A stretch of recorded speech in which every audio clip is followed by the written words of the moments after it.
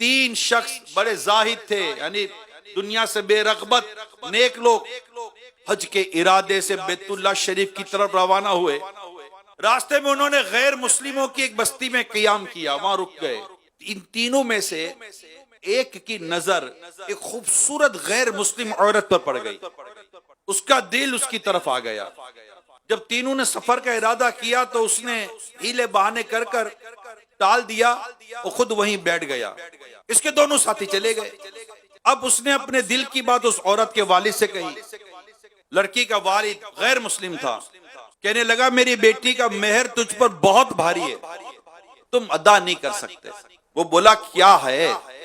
کہا میری بیٹی کا مہر یہ ہے کہ تو ہمارا مذہب اختیار کر، اسلام چھوڑ دے۔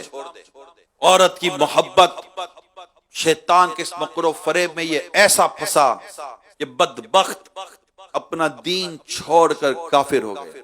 اب اسی لڑکی کے ساتھ شادی ہو گئی۔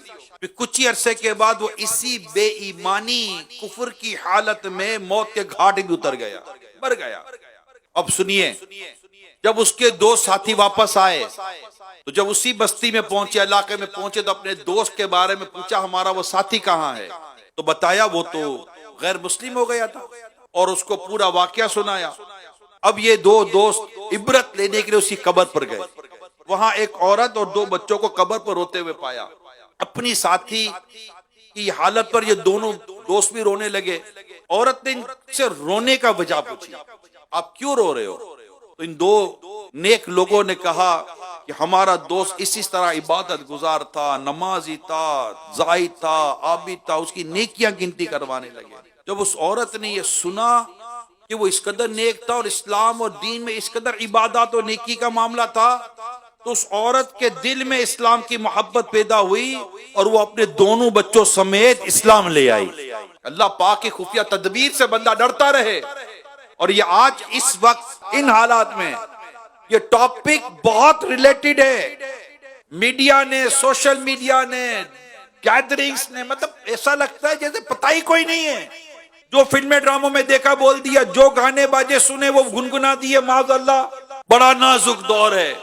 اللہ پاک ہم سب کو اپنی خفیہ تدبیر کا خوف عطا فرما دے۔ صحابی رسول حضرت عمار بن یاسر رضی اللہ تعالی عنہ فرماتے ہیں اللہ پاک کی رحمت سے مایوس ہو جانا، اللہ پاک کی مدد سے نا امید ہو جانا، اور اپنے آپ کو اللہ پاک کی خفیہ تدبیر سے محفوظ سمجھ لینا کبیرہ گناہوں میں بہت بڑے گناہ ہیں۔